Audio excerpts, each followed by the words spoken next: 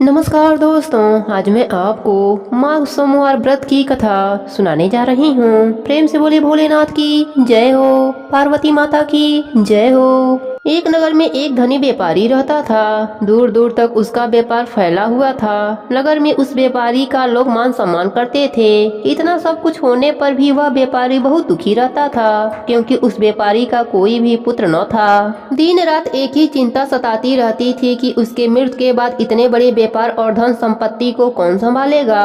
पुत्र पाने की इच्छा से वह व्यापारी प्रति सोमवार व्रत पूजा किया करता था। सायंकाल शिवालय में जाकर घी का दीपक जलाया करता था।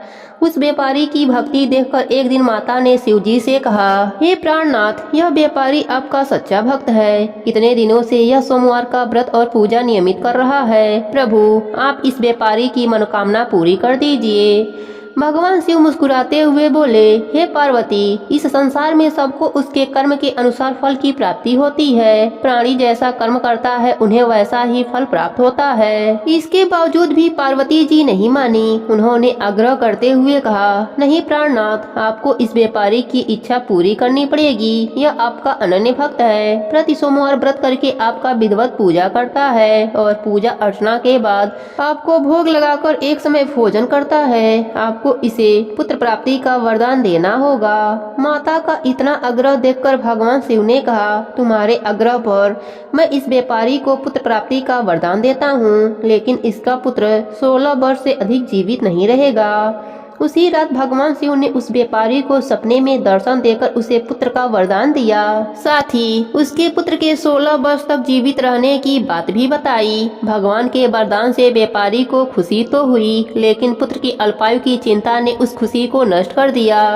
व्यापारी पहले की तरह सोमवार का व्रत करता रहा। कुछ समय पश्चात उसके घर एक सुंदर पुत्र उत्पन्न हुआ।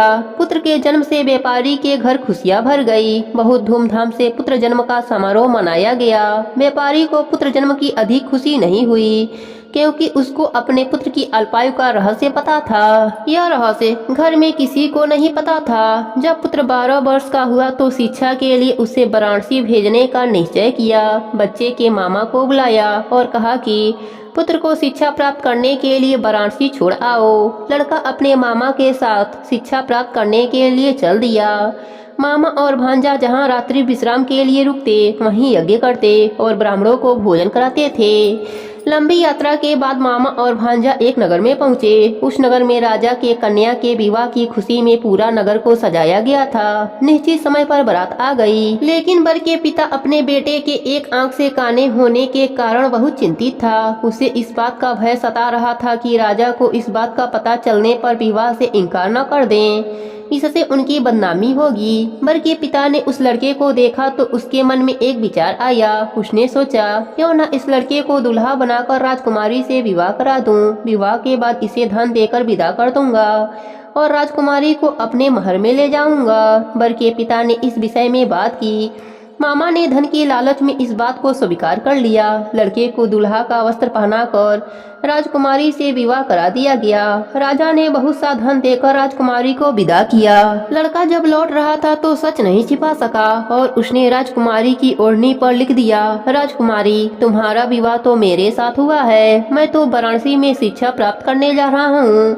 अब तुम्हें जिस नवयुवक की पत्नी बनना पड़ेगा वह कान्हा है। जब राजकुमारी ने अपने ओढ़ने की बात पढ़ी तो उसने काने लड़के के साथ जाने से इनकार कर दिया। राजा ने सारी बातें जानकर राजकुमारी को महल में रख लिया। उधर लड़का अपने मामा के साथ वाराणसी पहुंच गया। गुरुकुल में पढ़ना शुरू कर दिया। जब उसकी आयु 16 वर्ष की पूरी हुई तो उसने यज्ञ कराया, ब्राह्मणों को भोजन कराया और अन्य वस्त्र दान में दिया। रात में अपने शयन कक्ष में सो गया। शिव जी के वरदान के अनुसार शयन अवस्था में ही उसके प्राण पखेरु उड़ गए। सूर्य उदय पर मामा भांजे को मृत्यु देखकर रोने पीटने लगा। आसपास के लोग भी एकत्र होकर दुख प्रकट करने लगे।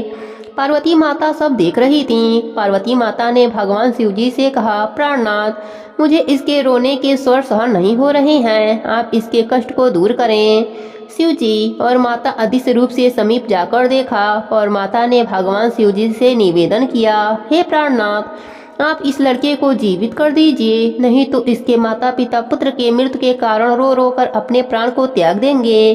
इसके पिता आपके परम भक्त हैं। वर्षों से सोमवार व्रत करते हुए आपका विधिवत पूजा करते हैं। माता के आग्रह पर भोलेनाथ ने लड़के को जीवित होने का वरदान दे दिया।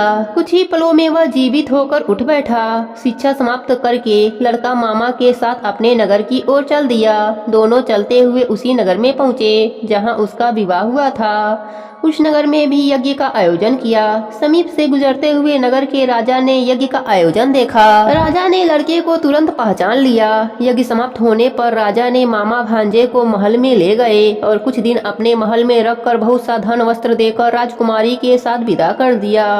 रास्ते में सुरक्षा के लिए राजा ने बहुत से सैनिक को भी साथ भेजा। नगर में पहुंचते ही एक सिपाही को घर भेजकर अपने आगमन की सूचना भेजी। अपने बेटे के जीवित वापस लौटने की सूचना से व्यापारी बहुत प्रसन्न हुआ। भूखे प्यासे रहकर व्यापारी और उसकी पत्नी बेटे की प्रतीक्षा कर रहे थे। उन्होंने प्रतिज्ञा कर रखी थी कि यदि उन्हें अपने बेटे के मृत्यु का समाचार मिला तो दोनों अपने प्राण को त्याग देंगे। व्यापारी अपने पत्नी और मित्रों के साथ नगर के द्वार पर पहुंचा। अपने बेटे के विवाह का समाचार सुनकर पुत्रवधू राजकुमारी को देखकर उसके खुशी का ठिकाना न रहा। उसी रात भगवान शिव ने व्यापारी के सपने में आकर कहा, हे सृष्टि, मैंने तेरे सोमवार के व्रत करने और व्रत की कथा सुनने से प्रसन्न होकर तेरे पुत्र की लंबी आयु प्रदान की है। व्यापारी बहुत प्रसन्न हुआ। सोमवार का व्रत करने से व्यापारी के घर में खुशियां लौट आई। शास्त्रों में लिखा है कि जो स्त्री या पुरुष सोमवार की विधिवत व्रत करते और व्रत की कथा सुनते हैं उनकी सभी इच्छाएं पूरी हो जाती हैं। हे भोलेनाथ, जैसे आपने व्यापारी पर अपनी कृपा करी, उसे पुत्र शोक होने नहीं दिया, वैसे ही अपने सभी भक्तों पर अपनी कृपा बनाए रखना। प्रेम से बोली भोलेनाथ की जय हो।